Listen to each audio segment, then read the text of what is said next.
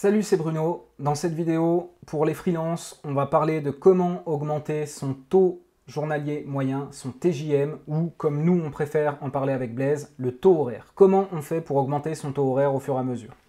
Alors, vos prix doivent être dynamiques et s'adapter à votre contexte, mais aussi au contexte de votre client. C'est ce qu'on a vu dans la première vidéo, je ne reviens pas dessus. Si vous n'avez pas vu la première vidéo, n'hésitez pas à aller la regarder, puisque ça, on en parle en détail et on décrit notamment qu'est-ce que c'est que votre contexte à vous, les différents éléments, qu'est-ce que c'est que le contexte du client, et comment en fonction de ces différents contextes, votre prix va fluctuer. Donc si vous n'avez pas vu cette première vidéo, je vous invite à aller la revoir.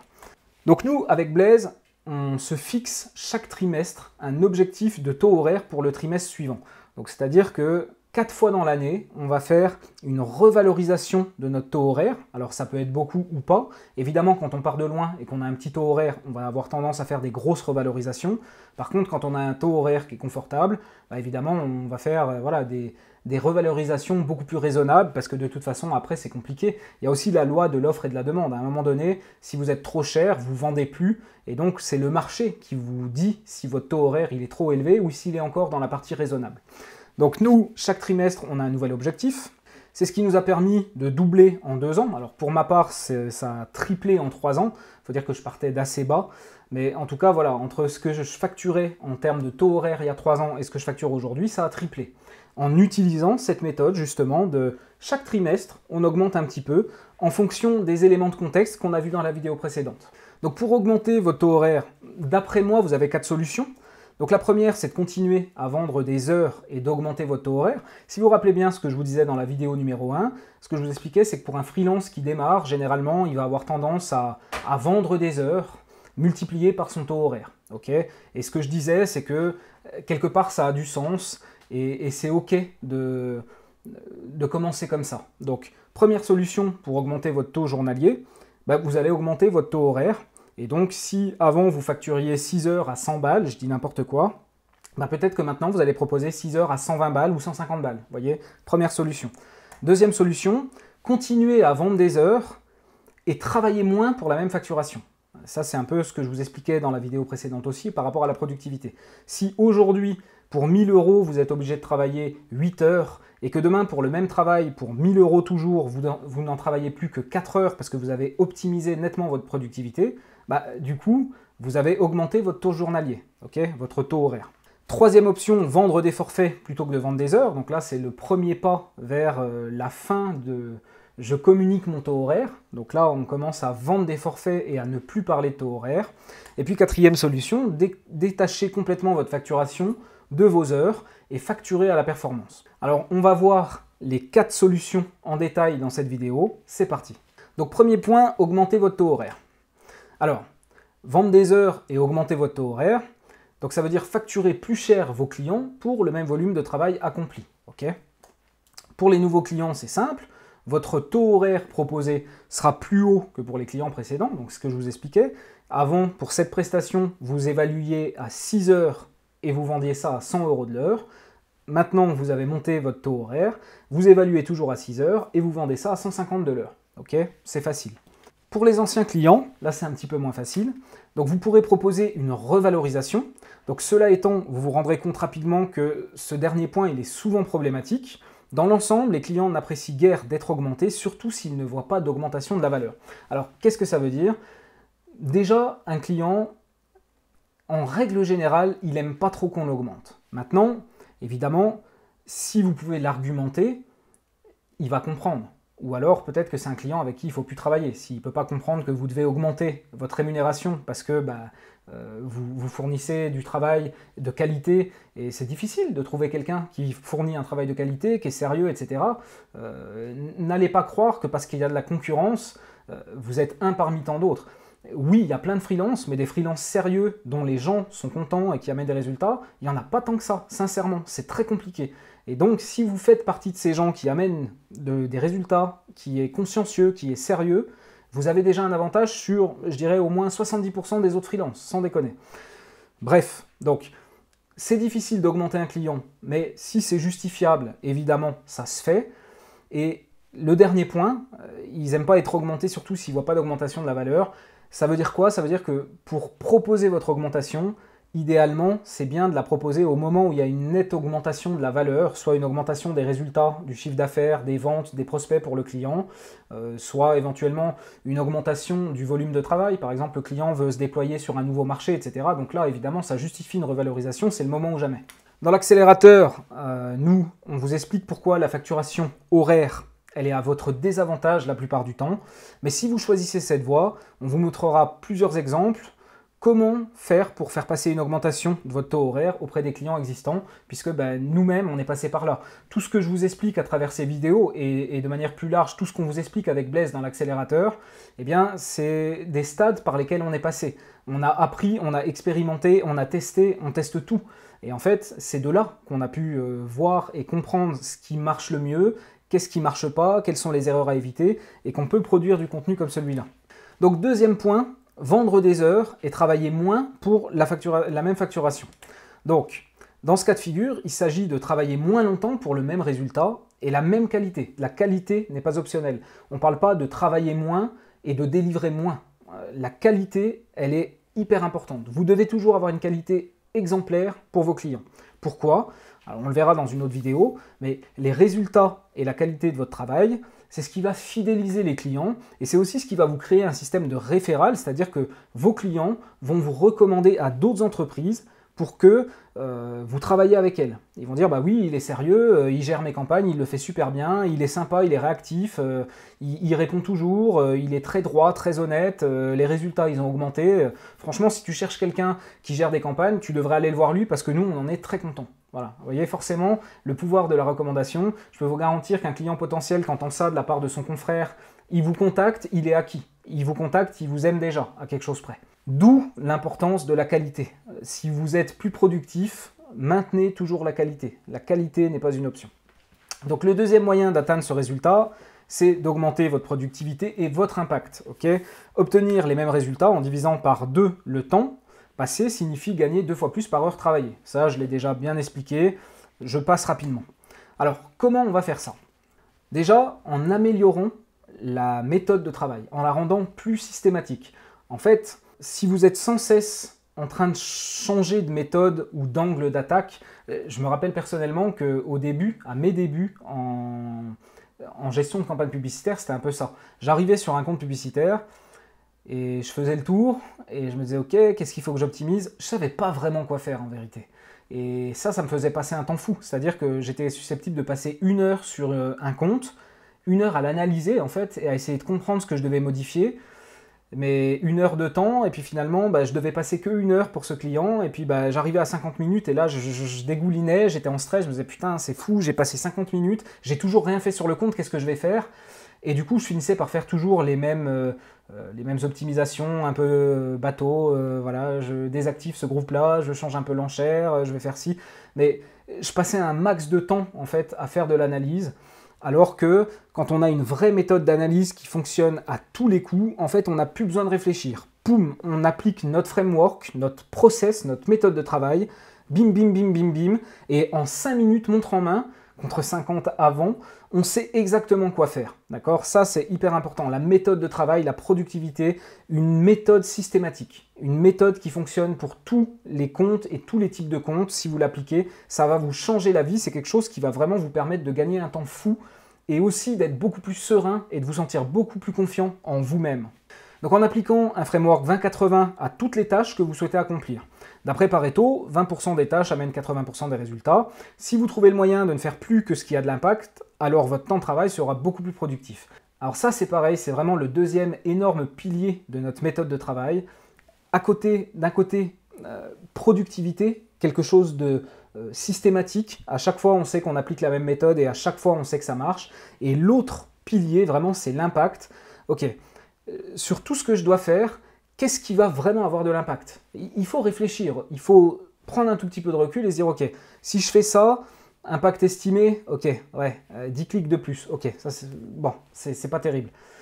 Là, impact estimé, oulala, ouais, là, il y a possiblement un doublement des conversions, vous voyez ? Donc si vous avez 1 heure devant vous et que la tâche numéro 1 qui ramène très très peu d'impact, elle dure 1 heure, et puis celle-là, elle dure 1 heure, il y a plein de gens, malheureusement, qui vont pas avoir cette réflexion et qui vont commencer par celle-là parce qu'ils se disent, de toute façon, faut tout faire, et donc je vais commencer par ça, puis la semaine prochaine, je ferai ça. Non, que dalle, ça c'est complètement faux. Vous faites ce qui a de l'impact, et le truc qui prend 1 heure, qui n'a aucun impact, vous le faites pas, en fait. Vous faites que des choses qui ont de l'impact. Et après, bah, évidemment, en fonction de la maturité, du compte, etc., les choses qui vont avoir de l'impact vont être différentes et le niveau d'impact va être différent. Évidemment, quand vous prenez un nouveau client et que au départ, il y a tout qui est à faire, quasiment chaque action, chaque truc que vous allez faire, il va avoir un gros impact. Par contre, si vous avez un compte qui est vraiment très mature, qui a déjà été très bien optimisé, bah après, évidemment, les trucs que vous allez faire auront moins d'impact, mais vous devez toujours garder ce framework de vous dire, ok, voilà le potentiel des choses que je peux faire. Qu'est-ce qui va avoir le plus d'impact là-dedans? Et je vais commencer par ça, et j'irai systématiquement en descendant par niveau d'impact. Votre vision du monde, elle doit changer. L'impact doit devenir une seconde nature, doit devenir un filtre de votre vision du monde dès lors que vous travaillez pour un client. Enfin, en utilisant des outils qui vont vous permettre de gagner du temps et ainsi d'aller plus vite pour faire les mêmes tâches. Donc là, on est encore dans quelque chose de productivité. Donc parenthèse sur la formation, l'accélérateur. Donc nous, on commence par vous donner des outils de productivité. C'est des outils qu'on a inventés et qu'on a itérés pendant plusieurs mois, plusieurs années, qu'on a même montré à des confrères pour leur demander leur avis, qu'est-ce qu'ils ajouteraient, qu'est-ce qu'il faudrait. Donc on arrive aujourd'hui avec un outil d'analyse notamment. C'est vraiment quelque chose qui va vous permettre en 5 minutes de prendre n'importe quel compte Google Ads, n'importe lequel, dans n'importe quel domaine, n'importe quel type d'activité, génération de prospects ou e-commerce, et en appliquant le compte dans notre outil, il va vous donner tout ce qu'il faut en 5 minutes. Non seulement vous n'avez plus à chercher et à savoir ce que vous devez faire, vous le savez immédiatement, mais en plus c'est trié par ordre d'impact. Donc vous voyez, on reprend les 2 piliers précédents, productivité et impact, et on mixe les deux dans un outil, et on vous les donne dès le départ. Et ensuite, on vous forme sur Google Ads, masterclass de méthode. On n'est pas sur une formation produit. Donc là, en fait, on utilise les outils, on vous montre comment, grâce à ces outils, on travaille sur les différents types de comptes, le tout organisé par temporalité, c'est-à-dire qu'est-ce qui se passe quand je crée un nouveau compte ou que je reprends un compte client déjà existant mais que j'ai jamais travaillé dessus. Et ensuite, on voit ça sur le temps, c'est-à-dire, ok, bah, qu'est-ce que tu fais à court terme, qu'est-ce que tu fais à moyen terme, qu'est-ce que tu fais à long terme, comment tu fais... Voilà, une vraie masterclass de méthode, encore une fois, pas une masterclass de produits. Des formations produits, on en trouve à tous les coins de rue, il n'y a pas de problème. Nous-mêmes, on en a fait une qui s'appelle l'étincelle. Voilà, une petite formation, pas très chère, c'est de la formation théorique sur le produit. Par contre, des formations de méthode, ça n'existe pas ailleurs. Donc, on vous donne une formation de méthode, on vous donne 15 heures sur Google Ads, et puis ensuite, l'approche transverse, donc on vous forme aussi jusqu'à un niveau intermédiaire en tracking et en création de landing page, en recherche de marché, en copywriting. Donc, tout ça, c'est vraiment le cœur métier qui va vous donner une productivité beaucoup plus forte et qui va changer votre vision du monde pour que vous ayez l'impact en tête avant toute chose. Maintenant, revenons à nos moutons. Donc, 3e point, comment vendre des forfaits plutôt que de vendre des heures. Alors, ça implique de changer votre mode de vente. Vous ne vendez plus votre temps, d'ailleurs, vous ne communiquez plus votre taux horaire. Quand vous vendez des forfaits, le taux horaire, ça ne regarde plus les clients, ça ne rentre plus dans vos offres, ok ? Vous vendez un forfait pour une mission donnée. Alors l'avantage, c'est que l'upsell, il est plus facile et que vous pouvez plus facilement augmenter votre taux horaire. Par exemple, disons que pour la prestation A, avant vous comptiez 6 heures à 100 €. Donc mettons pour la prestation A, vous faisiez une offre à 600 €. Bah, peut-être qu'aujourd'hui, vous allez pouvoir faire un forfait pour la mission A. Vous communiquez plus le nombre d'heures et vous dites, bah voilà, ce forfait, il est à 1000 €. Donc là, vous avez augmenté votre taux horaire, puisque vous mettrez toujours 6 heures pour le faire, mais au lieu de prendre 600 €, vous prendrez 1000. Donc l'avantage, c'est qu'on ne parle plus vraiment de taux horaire et qu'on vend des forfaits. L'inconvénient, c'est que potentiellement, ça peut être un petit peu plus difficile à vendre. Ça dépend comment c'est fait, mais les clients, ils n'aiment pas les offres compliquées. Plus c'est simple et plus ça vend. Plus c'est compliqué, moins ça vend. Et donc, devoir payer plus cher à chaque nouvelle demande, ça c'est quelque chose qu'ils n'aiment pas trop non plus. Du genre, vous avez un contrat, vous faites les campagnes, ils vous appellent, ils disent « Ah tiens, j'aimerais bien lancer une nouvelle campagne, là on a un événement pour, j'en sais rien, la fête des mères ou un machin. » Ok, et ben par contre dans le forfait que tu as pris, il y avait 3 campagnes inclus, et là les 3 elles tournent, donc là c'est une nouvelle campagne, je vais te refaire une nouvelle offre et un nouveau forfait pour une campagne supplémentaire. Ça les clients ils n'aiment pas trop. Après, évidemment, il y a des méthodes et des moyens de faire qui sont meilleurs que les autres. Donc par exemple, vous pourriez facturer un supplément à chaque nouvelle campagne, ou à chaque nouvelle langue, ou à chaque nouvelle zone géographique, ou en fonction de tranches de budget. Ça, c'est ce que j'appelle de l'extension horizontale. Vous faites de la campagne Google Ads, par exemple, et vous allez étendre horizontalement en fonction des nouvelles choses qu'on va vous donner. Vous étiez que sur le marché francophone, demain on vous dit il faut ouvrir le marché anglophone, ou alors il faut ouvrir le marché suisse, alors qu'avant vous étiez sur le marché français par exemple. Du coup, voilà, il y a un nouveau truc qui est demandé, donc vous faites un nouveau devis et un nouveau forfait. Il y a aussi évidemment ce que j'appelle de l'extension verticale, où vous allez facturer un supplément à chaque nouvelle prestation proposée au client. Par exemple, voilà, vous faisiez les campagnes Google Ads, le client aimerait bien que vous fassiez les campagnes Facebook Ads, vous allez facturer un nouveau forfait pour les campagnes Facebook Ads. Je passe rapidement, ça me paraît tellement logique et évident, j'espère que ça l'est pour vous aussi. Donc notez que dans les cas qu'on vient d'évoquer précédemment, votre facturation, elle est toujours étroitement liée au volume de travail que vous avez à accomplir. Vous ne vendez plus vos heures, vous vendez ça sous forme d'un forfait, mais dans le fond, au niveau du principe, ça n'a pas changé énormément de choses. C'est-à-dire que votre facturation, elle dépend toujours de votre charge de travail, et que si vous voulez gagner plus, il va falloir travailler plus. Il va falloir vendre plus de forfaits pour pouvoir gagner plus. Alors, dans l'accélérateur, nous, on vous donne des dizaines d'offres au forfait, des offres qu'on a faites. Le client, évidemment, il est anonymisé. Et pendant longtemps, nous-mêmes, en fait, on a facturé au forfait et on faisait quasiment que des offres au forfait pendant un bon moment, en vérité. Et du coup, évidemment, on a percé, entre guillemets, le secret pour pouvoir en tirer le meilleur taux horaire possible, puisque comme je vous dis, on teste tout, on itère, on est sans cesse en train de tester nos offres, la manière de vendre, etc.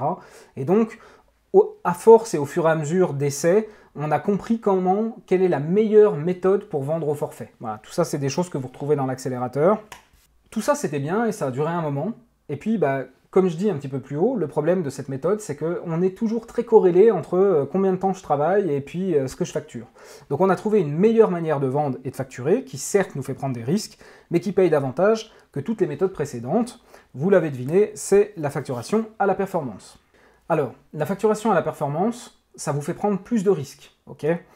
Mais c'est possible de les diminuer nettement en maîtrisant toute la chaîne, notamment donc le tracking, la page de vente, les campagnes, c'est ce qu'on appelle l'approche transverse, ok ? Peut-être il faut quand même que je vous explique ce que c'est que la facturation à la performance.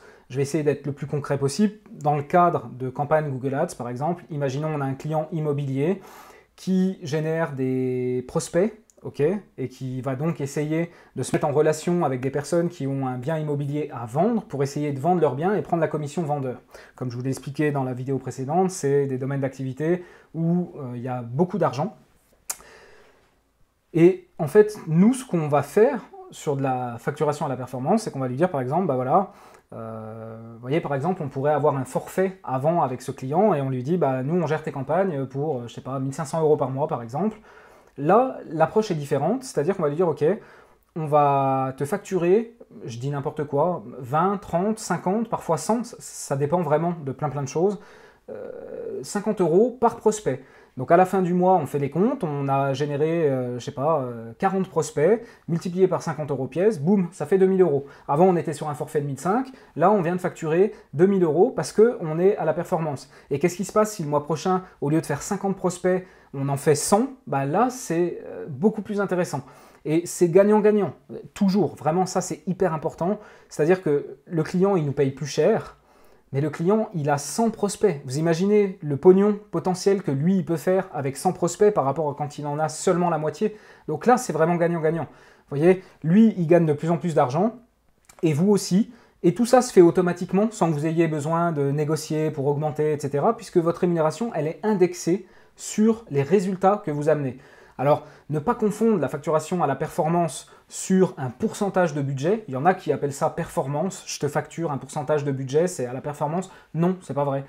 Facturer un pourcentage de ce que ça coûte, c'est pas de la performance. La performance, c'est prendre des risques et facturer en fonction des résultats qu'on amène. De la même façon que si le mois dernier j'en ai 50, ce mois-ci j'en ai 100, je suis très content. Le mois prochain, si j'en ai 30, je suis beaucoup moins content et je gagne moins qu'au forfait. Donc vous voyez, je prends des risques. Et il y a des fluctuations, il y a des saisonnalités, les mois sont jamais les mêmes, donc la logique n'est plus la même, et même pour le client, c'est intéressant aussi, parce que lui, s'il est dans une période basse en termes de saisonnalité, il y a moins de trucs qui rentrent, mais il paye moins cher aussi.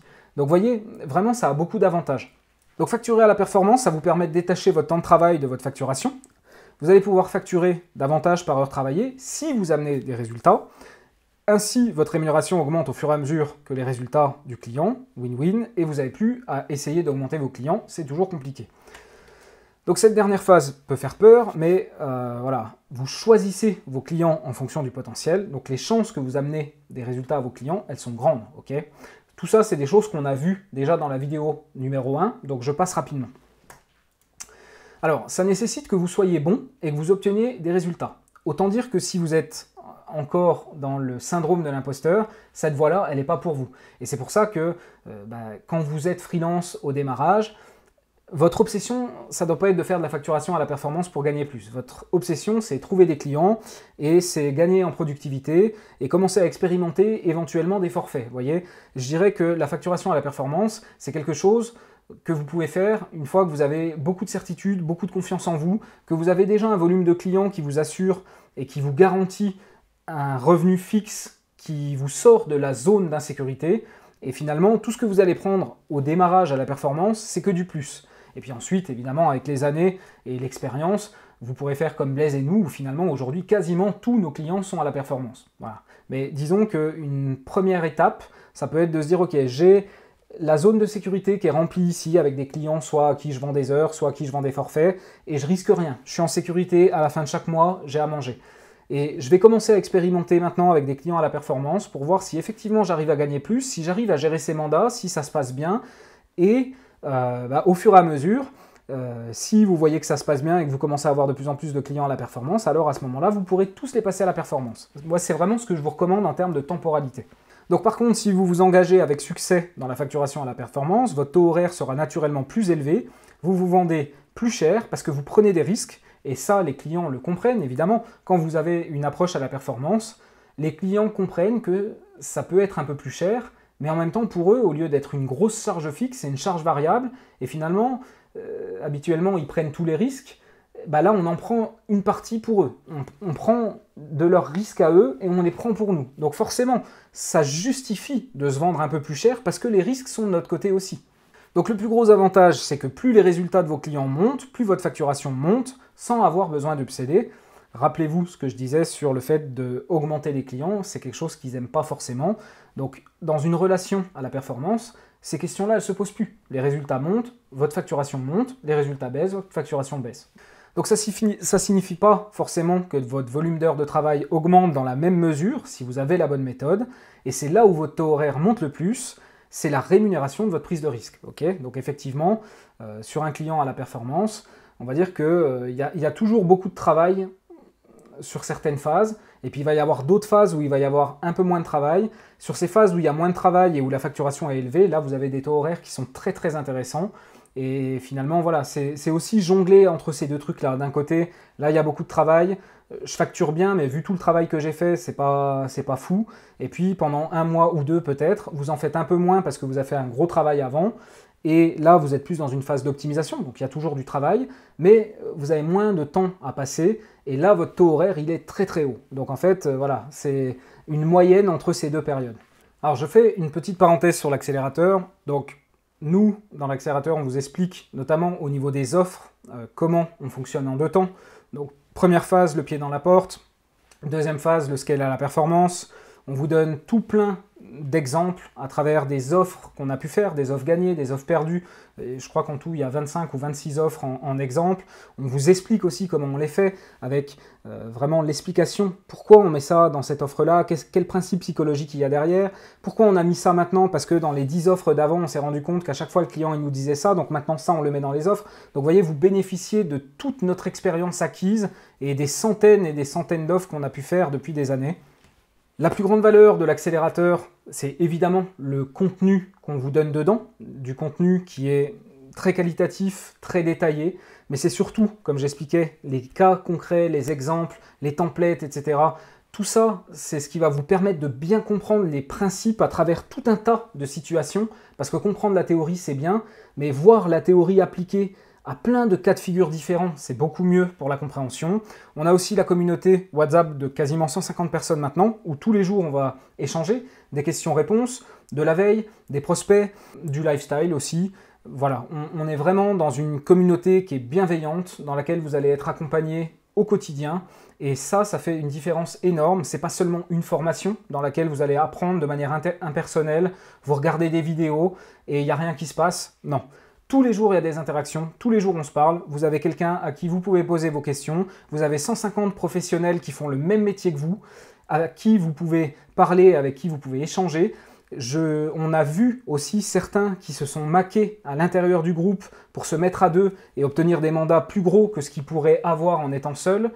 Et finalement, ça fait un petit peu comme Blaise et moi. Vous voyez, nous, on est deux, ça nous permet de prendre des vacances, ça nous permet d'être plus crédibles, ça nous permet de tout mettre en commun. Ça a plein de bonnes vertus. Donc la communauté de l'accélérateur, elle permet vraiment ça. Je fais plus beaucoup de témoignages, mais j'ai régulièrement des petits messages qui sont sympas. Et finalement, j'ai pris juste 5 minutes pour faire quelques copies d'écran.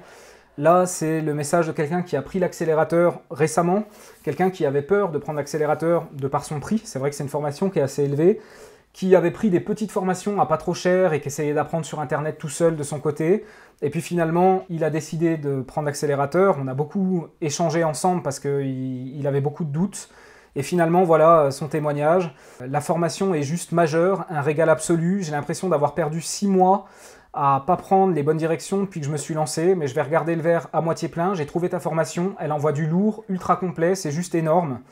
Voilà, la balle est dans mon camp, il va falloir charbonner, commencer à trouver des clients rapidement, mais je suis confiant. Voilà, ça c'est très typique finalement des personnes qu'on accompagne dans l'accélérateur. Beaucoup de doutes au démarrage, beaucoup de craintes, et puis finalement, une fois qu'ils ont vu comment ça se passe, comment ils sont accompagnés, la confiance elle vient très très vite, et puis les résultats viennent très très vite aussi. Donc si on résume cette vidéo, vendre des heures, c'est le deal le moins intéressant pour vous. Mais c'est aussi le moins risqué, d'accord? Et c'est le plus rassurant. C'est pour ça que généralement, on va commencer par vendre des heures, parce que c'est pas risqué et parce que c'est rassurant, c'est quelque chose qu'on maîtrise, ok? Attention, ça je crois que je le disais dans la vidéo précédente, ou peut-être cette vidéo, je me rappelle plus. Attention, on a toujours tendance à sous-estimer les heures nécessaires pour faire une mission. Donc si vous vendez pour l'instant des heures, majorez toujours de 25%. Si vous pensez qu'il y en a pour 10 heures pour une mission, partez sur 12h30, voire 13h. Okay, comme ça, vous avez de la marge pour les imprévus. Okay, et des imprévus, il y en aura toujours. Donc votre premier moyen d'augmenter votre taux journalier moyen ou votre taux horaire sans changer votre méthode de vente, ça consiste à augmenter votre productivité et l'impact de votre travail. Vous pourrez alors travailler jusqu'à 2 fois moins pour le même résultat et la même facturation. Ou alors vous pourrez travailler 2 fois plus et faire 2 fois plus de facturation. Ensuite, vous pouvez commencer à envisager des forfaits pour certaines prestations. C'est un premier pas vers la fin du taux horaire. Ça permet de vendre un peu plus cher et aussi d'upseller plus facilement. En théorie, vous closerez un petit peu moins, mais c'est pas grave, puisque vous avez déjà une base de clients qui vous permet de vivre. Votre objectif alors n'est plus de travailler plus, mais de gagner plus pour chaque heure travaillée. Ça, c'est quelque chose que j'ai abordé et que je vais redire ici. Voilà, je suis désolé, ne pensez pas que je radote, mais il y a des points qui sont vraiment très importants et que je veux que vous compreniez. C'est que votre première peur et votre première obsession au début, c'est trouver des clients et bouffer, d'accord? Sortir de cette zone où vous avez rien et une main devant, une main derrière et il faut tout de suite rentrer des clients parce que c'est le stress. Ça, c'est la première chose. Une fois que vous avez ça, votre obsession, elle doit transitionner. L'obsession, c'est plus forcément de rentrer toujours plus de clients. L'obsession, c'est d'augmenter votre taux horaire pour vivre toujours mieux de votre travail et pouvoir vous donner le choix de travailler moins ou de travailler toujours autant, mais de vous constituer un capital, de la trésorerie qui va vous permettre ensuite de diversifier vos activités et de pouvoir lancer des activités à côté. Ça fera sans doute l'objet d'une autre vidéo ou pas, je ne sais pas, mais voyez par exemple, j'ai une très très grosse trésor dans l'entreprise. Alors c'est l'argent de l'entreprise, hein. Je ne suis pas riche personnellement, sinon je me fais défoncer par les impôts. C'est l'argent de l'entreprise. Mais grâce à cet argent, j'ai pu acheter un peu d'or pour placer la trésorerie. On va faire une SCI, on va acheter une maison dans laquelle on va habiter. C'est l'entreprise qui sera propriétaire. S'il y a des entreprises qui me font de l'œil, des activités où je sens qu'il y a du potentiel, mais que le marketing il n'est pas là, je suis susceptible de racheter une entreprise. Donc vous voyez, ce que je veux vous dire, c'est quand vous facturez cher pour chaque heure travaillée et que vous avez un nombre de clients qui est conséquent, vous vous offrez du choix, vous vous offrez de la liberté. Vous avez envie de partir en camping-car et de faire le digital nomade, c'est ce que nous, on va faire avec ma famille dans pas longtemps, et bien c'est possible. c'est possible. Vous avez envie d'investir dans une boîte, vous avez envie de faire une SCI et que la boîte achète votre maison, c'est possible. Vous voyez, si vous n'avez pas de trésor, ça c'est pas possible. Et à contrario, si votre truc c'est d'avoir beaucoup de temps dans votre vie, moi il y a des semaines où je bosse 10 heures et je passe tout le restant de la semaine à aller faire du vélo à la montagne parce que je peux me permettre de prendre le temps. J'accepte le fait que je facturerai moins ce mois-ci et je m'en fous. Parce que j'ai suffisamment d'avance et suffisamment d'argent de côté dans la trésorerie. Ok ? Donc gardez bien ça en tête. Je ne vous dis pas ça pour vous vendre des rêves, c'est pas du tout ça. Mais vraiment, c'est comme ça que ça fonctionne. Donc attention au taux horaire. Dès que vous êtes sorti de cette zone inconfortable où vous ne savez pas comment vous allez manger à la fin du mois, dès que ça c'est réglé, votre obsession tout de suite, ça doit être « Ok, comment je facture plus pour chaque heure travaillée de manière à m'offrir de la liberté et du choix ?» Et puis dernier point, vous devriez essayer de facturer à la performance. Vous prendrez des risques, mais vous les maîtriserez en suivant la bonne méthode d'évaluation des clients. Ça, j'en ai touché un mot dans la vidéo précédente. On ne travaille pas avec tout le monde, on choisit ses clients de manière très sélective en fonction de critères qui sont bien spécifiques et qu'on peut évaluer facilement.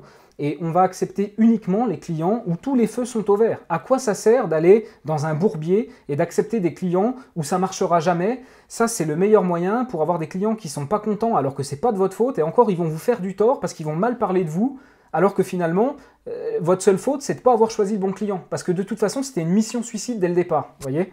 Donc, vous devez avoir la méthode d'évaluation, vous devez avoir une méthode qui marche et qui vous rend hyper productif. Et à partir de là, les risques que vous prendrez, qui sont finalement assez limités par rapport à tous ces critères d'évaluation, etc., bah, ça vous permettra d'augmenter encore votre taux horaire jusqu'au maximal. Voilà. Si cette vidéo vous a plu, n'hésitez pas à lui mettre un pouce, n'hésitez pas à vous abonner à la chaîne pour en voir plus des comme ça, il y en a d'autres qui arrivent. Et puis n'hésitez pas en commentaire à me dire ce que vous avez pensé de cette vidéo, si vous avez des questions. N'hésitez pas à me dire aussi si vous avez des thématiques que vous aimeriez que je traite par rapport au freelancing, notamment le freelancing en marketing digital. C'est tout pour aujourd'hui et à très vite pour la prochaine vidéo.